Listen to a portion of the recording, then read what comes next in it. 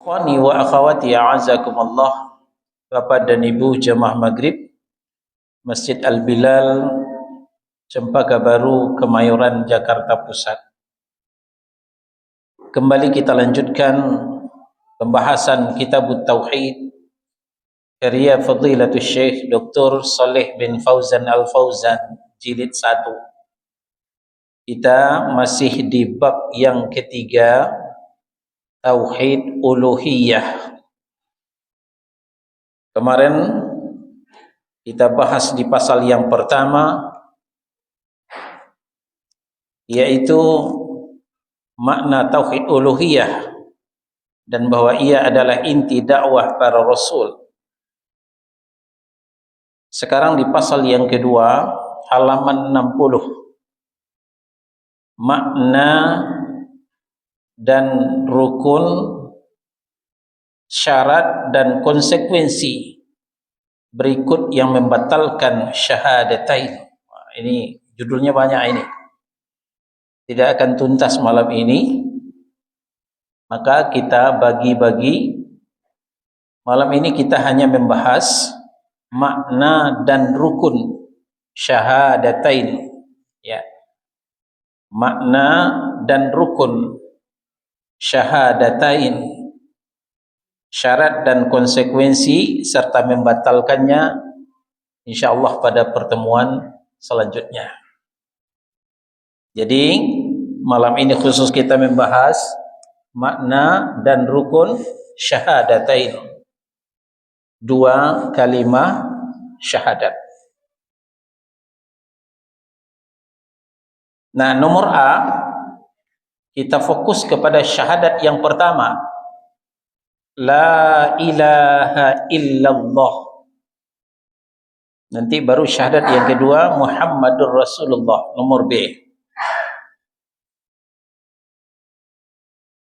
Makna syahadat la ilaha illallah yaitu beriktikad dan berikrar bahwasanya tidak ada yang berhak disembah dan menerima ibadah kecuali hanya Allah.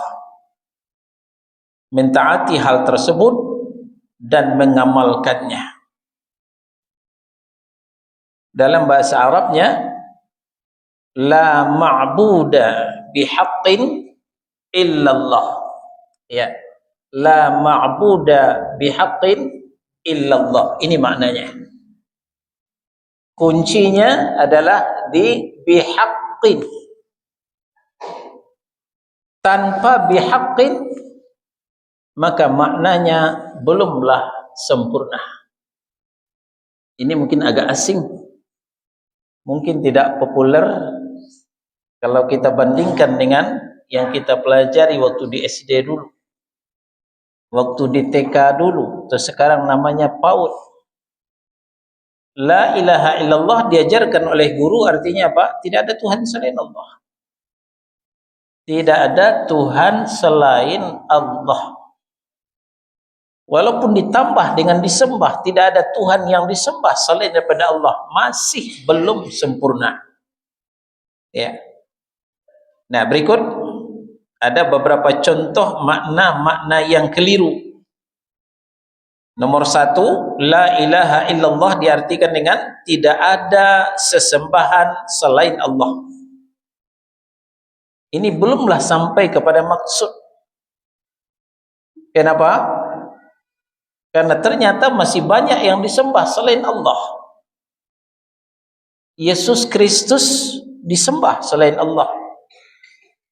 Sang Hyang Widiwasa disembah selain Allah. Brahma, Siwa, Wisnu disembah selain pada Allah. Sapi disembah selain pada Allah. Banyak sekali yang disembah selain pada Allah. Maka kalau dikatakan la ilaha illallah, tidak ada yang disembah selain Allah, ini adalah makna yang batil. Karena makna sesungguhnya setiap yang disembah, baik yang hak maupun yang batil, itu adalah Allah Subhanahu wa ta'ala. Yang kedua, La ilaha illallah diartikan tidak ada pencipta selain daripada Allah. Ini baru sebahagian dari arti kalimat tersebut. Akan tetapi bukan ini yang dimaksud. Karena arti ini hanya mengakui tauhid rububiyah. Kita sudah bahas mencipta itu hanya Allah, mencipta itu hanyalah Allah, itulah tauhid rububiyah. Belum sampai kepada tauhid uluhiyah. Lalu yang ketiga ada lagi mengartikan la ilaha illallah, tidak ada hakim penentu hukum selain daripada Allah. Ini juga baru sebagian daripada makna kalimat la ilaha illallah, belumlah lengkap, belumlah komplit. Bukan itu yang dimaksud. Nah, yang lebih fatal, makna yang diusung oleh kaum liberal. Masih ingat dulu Cak Nun ketika masih hidup, dia mengartikan la ilaha illallah, tiada Tuhan selain Tuhan. Tuhan yang pertama T-nya kecil, Tuhan yang kedua T-nya besar. Ya, tiada Tuhan yang kecil selain pada Tuhan yang besar. Itu arti daripada kaum liberal. Nah, maka makna yang sesungguhnya la ma'buda bihaqqin illallah. Tidak ada Tuhan yang hak, tidak ada sesembahan yang benar selain daripada Allah. Nah, bihaqqin inilah kata kuncinya. Nah, dengan demikian tidak bisa dibantah lagi. Yesus Kristus kan Tuhan juga, Ustaz. Ya, tapi bukan Tuhan yang hak. Kalau bukan Tuhan yang hak, berarti Tuhan yang batil. Brahma, Siwa, Wisnu kan disembah juga, Ustaz, betul. Tapi bukan disembah dengan hak, bukan disembah dengan benar, tapi disembah dengan batil. Ini maaf, kajian kita ini sampai ke YouTube, kita sampaikan kajian ini buat intern, khusus untuk kaum muslimin. Tidak ada urusan dengan orang kafir. Jangan nanti dituding penodaan agama. Menurut keyakinan Islam, tidak ada yang disembah dengan benar selain daripada Allah. Maka sesembahan selain daripada Allah itu adalah batil. Aina dalil? Mana dalilnya? Kita buka Al-Hajj surah yang ke-22 ayat 62. Nah, dalam catatan boleh 2, tapi yang kita buka hanya 1. Bisa juga dilihat dalam Luqman surah yang ke-32 ayat 30. Jadi ada di 2. Al-Hajj surah 22 ayat 62. A'udzu billahi minasyaitonir rajim. Dzalika bi anna Allaha huwal haqq wa annama yad'una min dunihi huwal batil. Innallaha huwal aliyyul kabir. Demikianlah kebesaran Allah. Karena memang Allah itu dialah Tuhan yang hak. Karena Allah itu dialah Tuhan yang hak. Sementara wa annama yad'una min dunihi huwal batil. Dan apa saja yang mereka seru selain daripada Allah, itulah Tuhan yang batil. Nah, jadi bukan kita membatil-batilkan sesembahan orang lain. Bukan kita membatil-batilkan Tuhan orang lain, agama lain, tidak.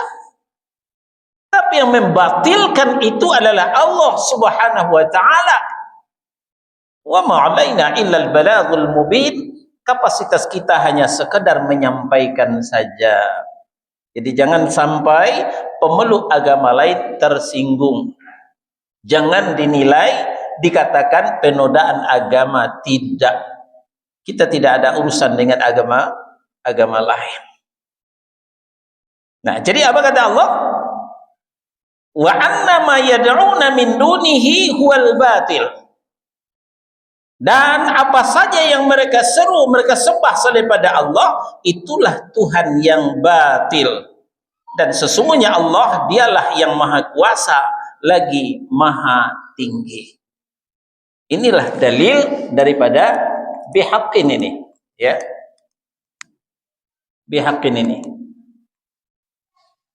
Jadi bukan mengada-ada. Alhamdulillah kita diberikan kesempatan belajar tauhid. Barulah kita tahu ternyata ilmu kita selama ini yang kita pelajari di TK, di SD belumlah lengkap.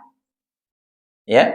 Jadi makna yang sesungguhnya la ilaha illallah adalah la ma'buda bihaqqin illallah. Tidak ada yang disembah dengan benar selain Allah. Tidak ada Tuhan yang hak selain daripada Allah.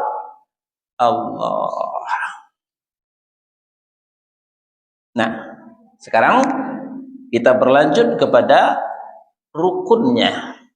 Jadi makna dan rukun. Makna sudah, sekarang rukun. Rukun la ilaha illallah itu ada dua. Ya.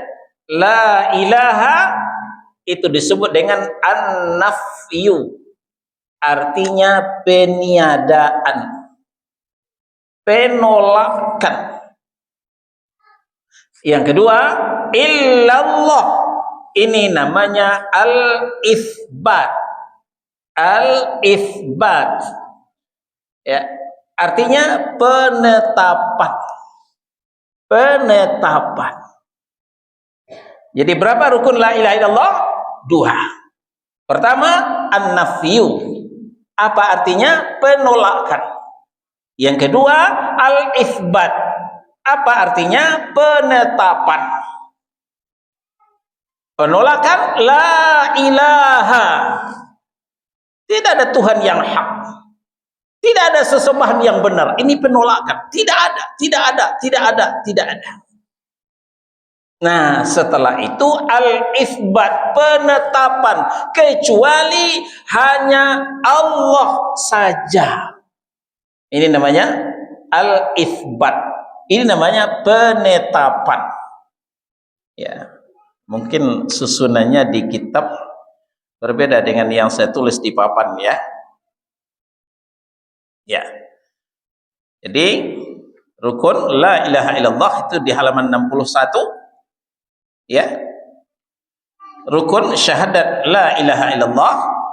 Pertama an-nafyu, artinya peniadaan. La ilaha artinya membatalkan syirik dengan segala bentuknya dan mewajibkan kita kafir terhadap segala apa yang disembah selain daripada Allah. Nah, lalu rukun yang kedua di halaman 62, al-itsbat, penetapan illallah, ya, menetapkan bahwa tidak ada yang berhak disembah selain pada Allah. Tidak ada yang berhak disembah dengan benar kecuali hanya Allah Subhanahu wa taala, dan mewajibkan pengamalan sesuai dengan konsekuensinya. Aina dalil? Mana dalilnya bahwa la ilaha illallah terbagi dua? Nah, karena disinilah persimpangan jalan kita dengan kaum tariqat. Ya, kaum tariqat, ya, mereka mengatakan la ilaha illallah itu terdiri daripada empat, ya, empat rukun. La ilaha illa Allah. Ini ajaran tasawuf. Ini ajaran tariqat. Tapi tidak demikian kalau kita lihat di dalam Al-Quran. Al-Quran menunjukkan la ilaha illallah itu hanya dua rukun. La ilaha itu an-nafyu, penolakan. Illallah itu adalah al-itsbat, penetapan. Dalilnya Buka Al-Baqarah surah yang kedua ayat 256. Itu adalah kitab. Boleh buka mushaf, boleh lihat kitab. Faman yakfur bit-taghuti wa yu'min billahi faqad istamsaka bil urwatil wuthqa. Karena itu barang siapa yang ingkar kepada tagut, ini adalah an-nafyu, ini adalah penolakan, ya. Lalu wa yu'min billahi, dan beriman kepada Allah, ini adalah al-itsbat. Maka faqad istamsaka bil urwatil wuthqa, maka sesungguhnya dia telah berpegang kepada buhul tali yang amat kuat, yang tidak bakal putus. Singkatnya, orang yang punya la ilaha illallah, dia berarti sudah punya pegangan yang kuat. Bapak dan Ibu, ketika kita naik komuter lain, kereta api, ketika kita naik Transjakarta, busway, ketika jam-jam kantor itu penuh sesak, bejubel, kita tidak dapat kursi tempat duduk. Mendingan kalau sudah lansia itu diberikan tempat duduk. Tapi kalau yang masih usia produktif, itu orang belakang cuek aja, tidak akan dikasih tempat duduk. Nah, maka di atasnya itu sudah disediakan pegangan, ya. Untuk apa pegangan? Supaya ketika busway tadi menikung ke kanan, menikung ke kiri, kita bisa mengikuti iramanya. Insya Allah kita tidak akan jatuh. Begitupun Transjakarta, begitupun komuter lain, kereta api. Begitu dia menanjak ke atas, begitu dia turun ke bawah, kita bisa mengikuti iramanya. Kita tidak akan jatuh. Tapi lihat, kadang ada pegangan itu sudah umur, sudah lapuk, sudah mulai putus satu-satu. Itu jangan dipegang, nanti ambruk. Pilih pegangan itu yang kuat. Nah, berangkat dari contoh, Luqmanul Hakim mengatakan, ad-dunya bahrun 'amiqun. Dunia ini adalah lautan yang penuh gelombang. Goncangan dunia lebih hebat daripada komuter lain. Goncangan dunia lebih hebat daripada busway Transjakarta. Maka banyak orang yang jatuh, roboh, terkapar di berbagai tempat.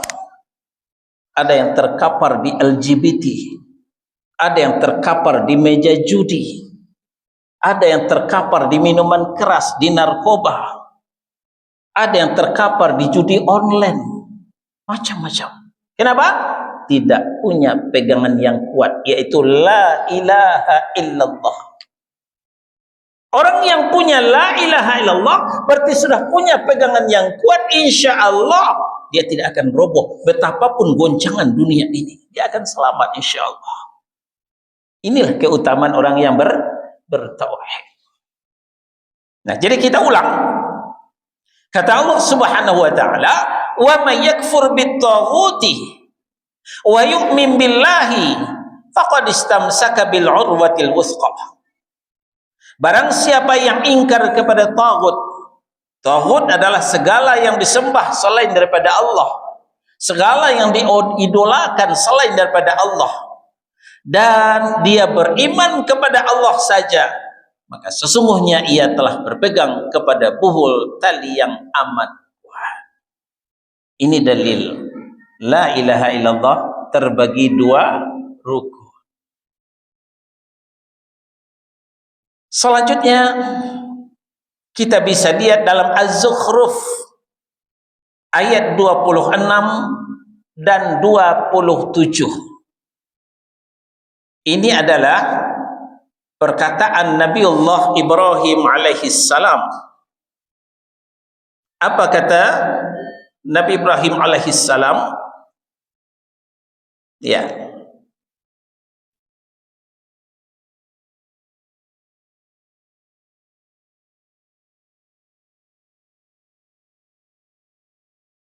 Innani bara'um mimma ta'budun illa alladhi fatarani.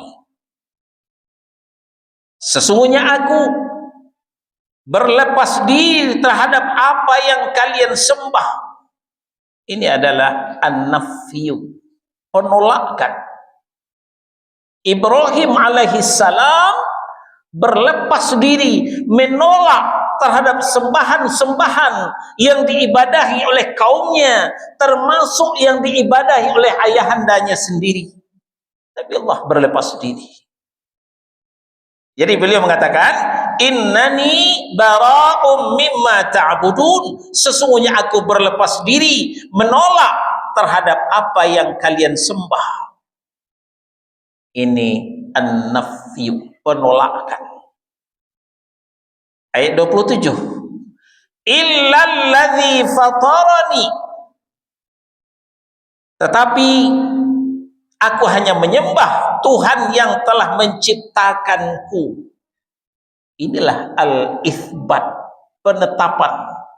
Setelah ditolak oleh Nabi Ibrahim, ya, setelah beliau berlepas diri, kemudian beliau menetapkan yang kusembah hanyalah Allah yang telah menciptakan. Cukup dua ayat ini sebagai dalil daripada bahwa la ilaha illallah terbagi dua rukun.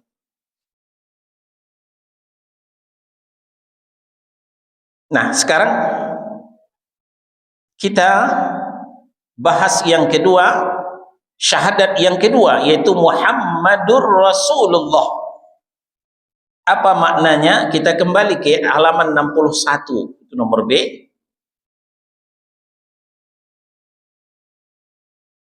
Makna syahadat Muhammadur Rasulullah yaitu mengakui secara lahir dan batin bahwa Muhammad sallallahu alaihi wasallam adalah hamba Allah dan Rasulnya yang diutus kepada manusia secara keseluruhan, secara kafah, serta mengamalkan konsekuensinya, yaitu mentaati perintahnya, membenarkan ucapannya, menjauhi larangannya, dan tidak menyembah kepada Allah, tidak beribadah kepada Allah kecuali dengan yang disyariatkan. Ini makna Muhammadur Rasulullah. Yang tidak pegang buku, perhatikan papan tulis. Maknanya adalah mengakui secara lahir dan batin bahwa Muhammad sallallahu alaihi wasallam adalah hamba dan rasulnya. Hamba dan rasul Allah yang diutus kepada manusia secara kafah, secara keseluruhan, serta mengamalkan konsekuensinya. Tuti'uhu fima amar, mentaati apa saja yang diperintahkannya. Tasdiquhu fima akhbar, membenarkan segala apa yang diucapkannya. Kemudian menjauhi segala yang dilarangnya. Wajtinabu ma naha anhu wa zajar, menjauhkan diri dari apa yang dilarangnya. Lalu Allah ya'budallah ya illa bima syara', bahwa tidak boleh beribadah kepada Allah kecuali yang sesuai dengan syariat. Itulah makna daripada syahadat Muhammadur Rasulullah. Nah, dalil-dalilnya akan ada nanti ketika membahas rukun daripada syahadat Muhammadur Rasulullah. Sekarang kita kepada rukunnya. Kembali ke halaman 62, nomor B, rukun syahadat Muhammadur Rasulullah. Sebagaimana syahadat la ilaha illallah terbagi dua rukun, syahadat Muhammadur Rasulullah juga terbagi dua rukun. Rukun yang pertama adalah abduhu, hamba Allah, ya. Abduhu, abduh, ini rukun pertama. Rukun yang kedua, rasuluh, rasulnya, Rasulullah. Nah, makanya syahadat itu ada dua versi. Dua-duanya dilandasi hadis yang sahih, yang umum, yang populer, asyhadu an la ilaha illallah wa asyhadu anna muhammadar rasulullah. Versi yang kedua, asyhadu an la ilaha illallah wa asyhadu anna muhammadan abduhu wa rasuluh. Aku bersaksi bahwa Muhammad itu adalah hamba dan rasulnya. Nah, ini yang kita pakai versi yang kedua ini. Abduhu wa rasuluh. Jadi pada diri Rasul itu terdapat dua dimensi. Dimensi yang pertama, beliau adalah Abdullah, hamba Allah. Dimensi yang kedua, beliau adalah Rasulullah, utusan Allah. Nah, sekarang kita lihat lebih jelas. Kembali ke kitab. Syahadat ini juga mempunyai dua rukun, yaitu kalimat abduhu wa rasuluh, hamba dan utusannya. Dua rukun ini menafikan ifrat, berlebih-lebihan, dan tafrid, meremehkan. Beliau adalah abduh, hamba Allah. Tidak boleh ifrat, tidak boleh berlebih-lebihan.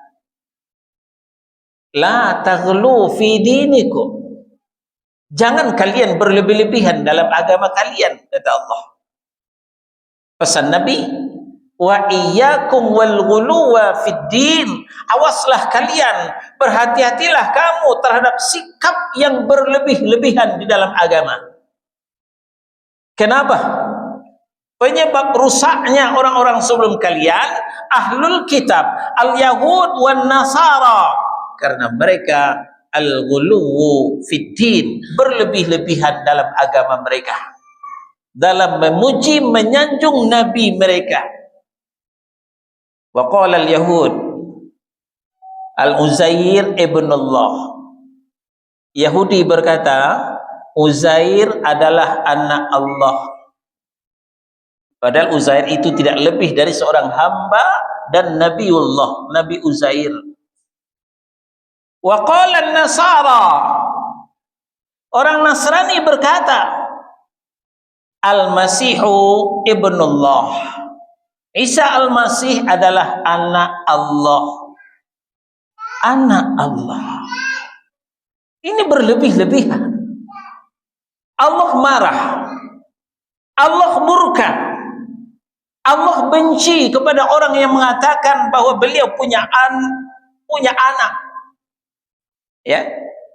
Nah, maka Allah pesankan dalam Al-Mumtahanah surah yang ke-60 ayat 1, ya ayyuhalladzina amanu la tattakhidhu aduwwi wa aduwwakum awliya. Hai orang-orang yang beriman, jangan kau jadikan musuhku dan musuhmu sebagai teman setia. Apa tanda teman setia?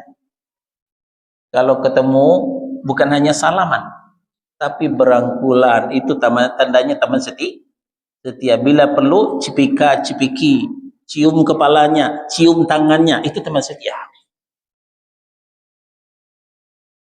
Kalau orang yang beriman boleh, ya, ketemu dengan saudara sesama ikhwan, silakan berangkulan, berciuman, silahkan. Sesama akhwat, silahkan.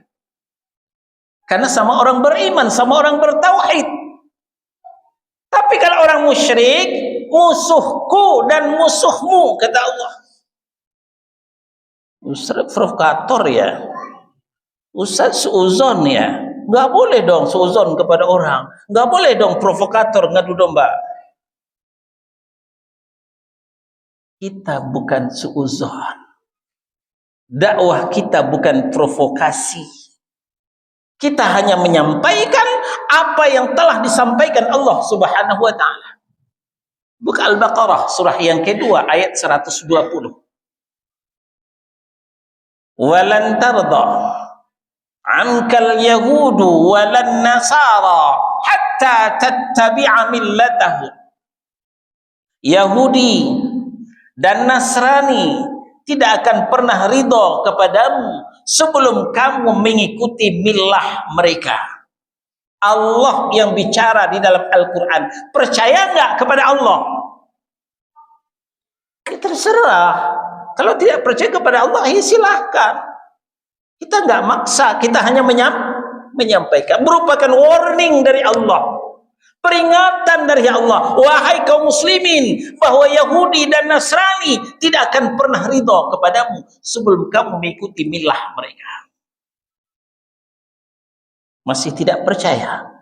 Ayat ini telah terbukti dan telah teruji. Dulu di zaman 80-an, ya, persisnya saya lupa, di negara Balkan terpecah menjadi 3, Bosnia Herzegovina, Serbia, dan Kroasia. Bosnia Herzegovina itu mayoritas Muslim, Serbia itu Salibis, Nasrani, Kristen. Ya, kita tidak bahas yang ketiga, Kroasia. Bagaimana kaum muslimin Bosnia? Toleransinya kalah kita. Kita toleransi 25 Desember paling ngucapin selamat Natal dan Tahun Baru. Ada yang lebih pencitraan lagi, baca Quran di gereja, selawatan di gereja, kan begitu. Ada nggak mengkoleksi pohon Natal di rumah? Nggak ada. Kaum muslimin Bosnia ketika datang 25 Desember, di rumahnya dikoleksi pohon Natal. Kurang apa lagi? Kurang toleransi apa lagi? Tapi apa yang terjadi setelah itu, saudara-saudara? Ketika persenjataan sudah terasa lengkap, kaum muslimin Bosnia ditikam dari belakang. Laki-lakinya dibunuh, perempuannya diperkosa. Hancurlah Bosnia ketika itu. Indonesia ikut meradang. Bangsa Indonesia ikut membantu Bosnia. Ketika itu masih Presiden Pak Harto. Ikut membantu Bosnia. Beliau membangun masjid namanya Masjid Soeharto. Ini catatan sejarah. Ini bukti daripada Al-Baqarah 120. Nah, berhembus lagi angin dari timur. Konon diceritanya di tanah Papua diresmikanlah kota Injil. Dengan konsekuensi kaum muslimin tidak boleh pakai jilbab. Buktinya. Ya. Jadi memang kejahatan mereka akan lebih kita bisa melihatnya ketika mereka mayoritas. Tapi ketika mereka minoritas memang adem ayem. Kaum muslimin yang sangat toleransi. Nah, itulah sebabnya Allah ingatkan, jangan jadikan musuhku dan musuhmu sebagai teman setia. Ya. Nah, kita kembali. Jadi Yahudi mengatakan Nabi Uzair anak Allah. Nasrani mengatakan Nabi Isa Al-Masih anak Allah. Begitu gulunnya mereka. Nabi kita Muhammad sallallahu alaihi wasallam tidak mau ini terjadi pada kaum muslimin.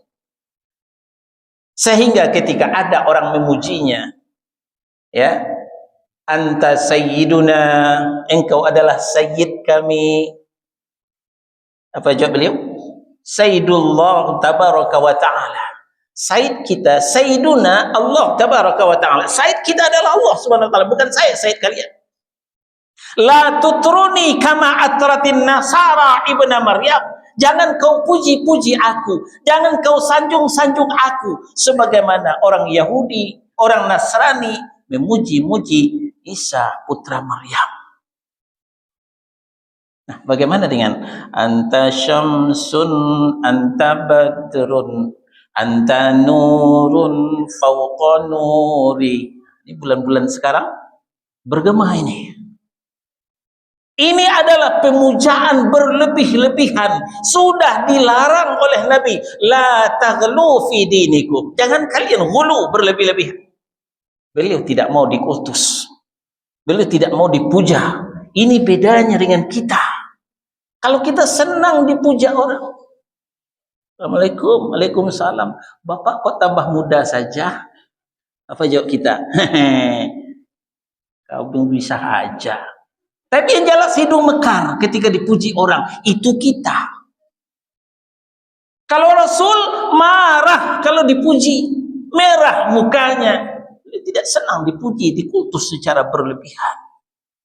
Karena beliau adalah Abdullah, beliau adalah hamba Allah. Kita tidak boleh ifrat, berlebih-lebihan.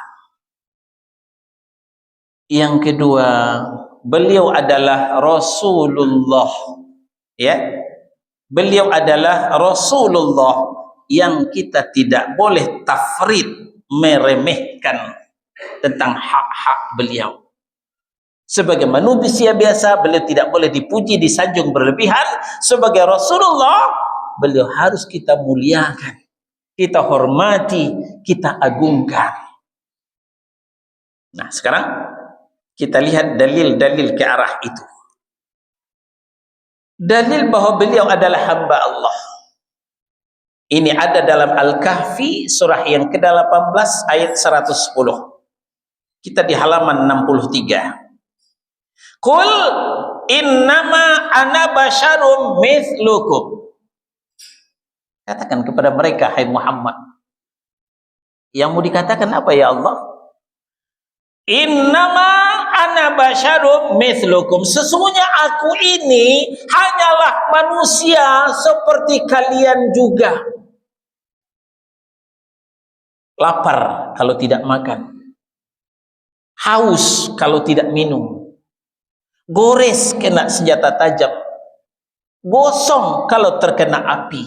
Nggak ada bedanya dengan kita.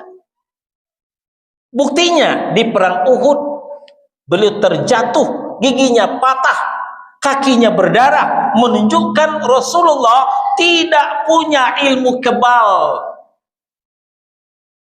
Kalau ada yang merasa punya ilmu kebal, berarti lebih hebat dari Rasulullah.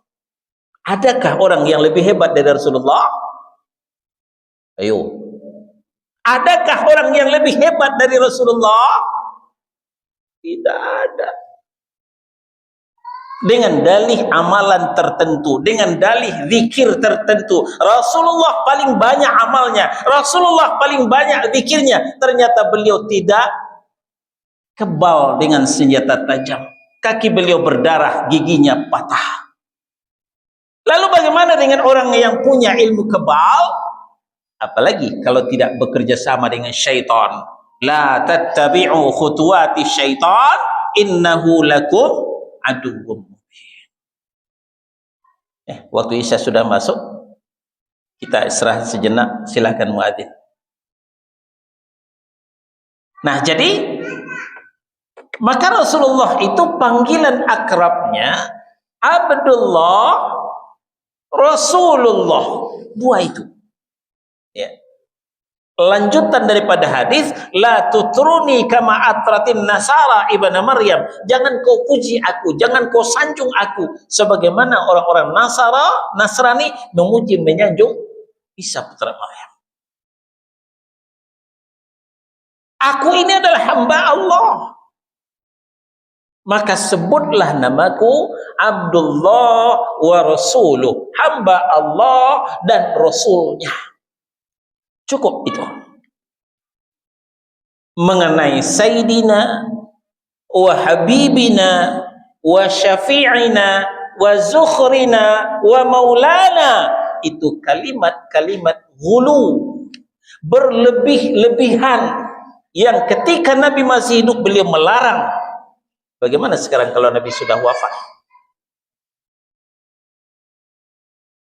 Memang sih beliau itu sayyid, tidak ada yang membantah beliau itu sayyidul anbiya wal mursalin, rajanya para nabi dan rajanya para rasul.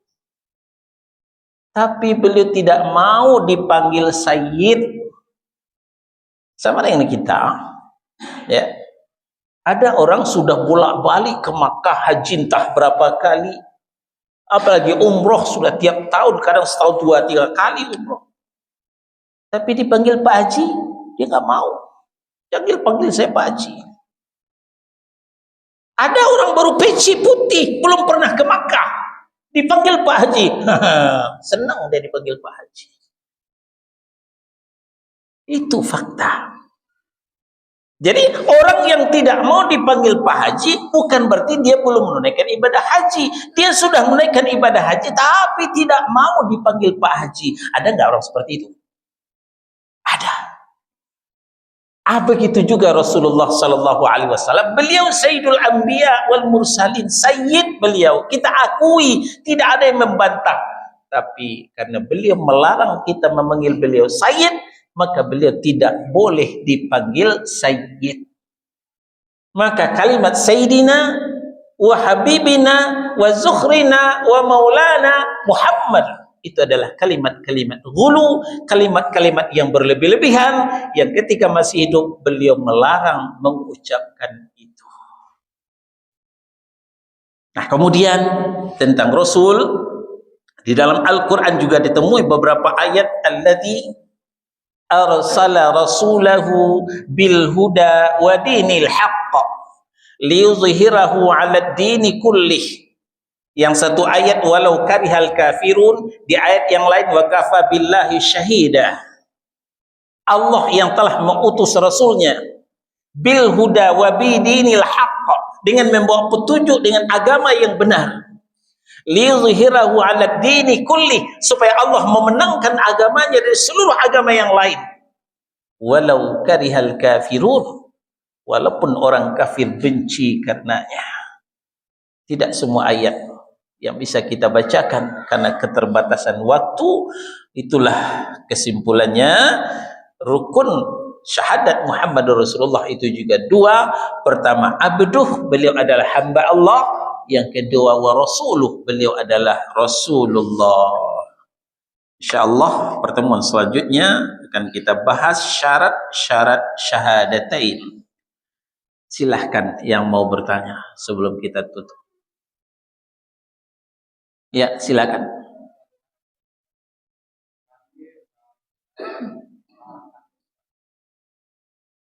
Bagaimana sikap kita melewati orang kafir? Urusan kita dengan mereka hanya muamalah, hanya urusan duniawi, sekedar bertegur sapa, sekedar melempar senyum, silakan. Ya, tidak harus berangkulan.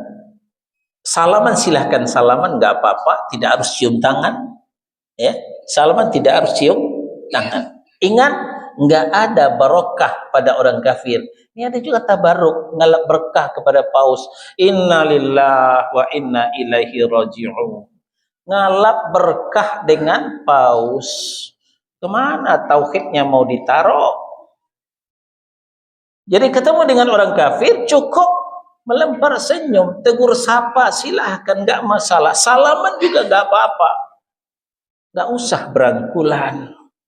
Apalagi sampai mencium.